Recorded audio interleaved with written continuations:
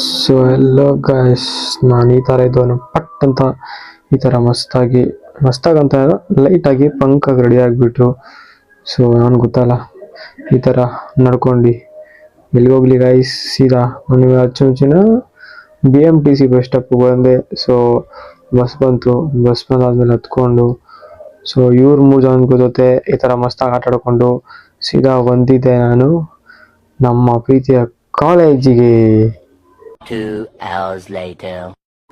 So guys, ನೀವೆಲ್ಲ ದೇವಸ್ಥಾನದಲ್ಲಿ ಊಟ ಪ್ರಸಾದ ಹಂಚೋದಿರ, ಅದೇ ನಮ್ಮ ಹುಡುಗ ನಂದ ನೋಡ್ರಿ ಇಲ್ಲಿ ಫೋನ್ನೇ ಹಂಚ್ತಾವನೆ.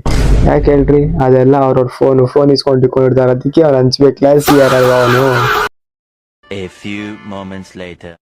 ಸೊ ಗೈಸ್, ಈ ಥರ ಬಸ್ ಹತ್ಕೊಂಡು ಪಟ್ಟಂತ ಸೊ ಈ ಥರ ನಡ್ಕೊ ಬಂದಿದ್ದೆ ಸೀದಾ ನಮ್ಮ ಏರಿಯಾ ಕಡೆ. ಸೊ ಗೈಸ್, ನಾನು ಫೈನಲಿ ಮನೆಗೆ ಬಂದೆ ಗೈಸ್.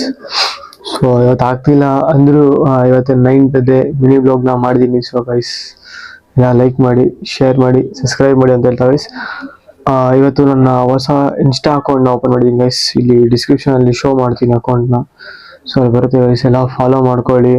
ಇದಕ್ಕೆ ಹೆಂಗೆ ಸಪೋರ್ಟ್ ಮಾಡ್ತಿದ್ದೀರಾ ಹಂಗೆ ಇನ್ಸ್ಟಾ ಅಕೌಂಟ್ಗೂ ಕೂಡ ಸಪೋರ್ಟ್ ಮಾಡಿ ಅಂತ ಹೇಳ್ತಾ ಇವತ್ತಿನ 9th ಡೇ ಮಿನಿ ಬ್ಲಾಗ್ನ ಇಲ್ಲಿಗೆ ಎಂಡ್ ಮಾಡ್ತಾ ಇದ್ದೀನಿ. Thank you guys.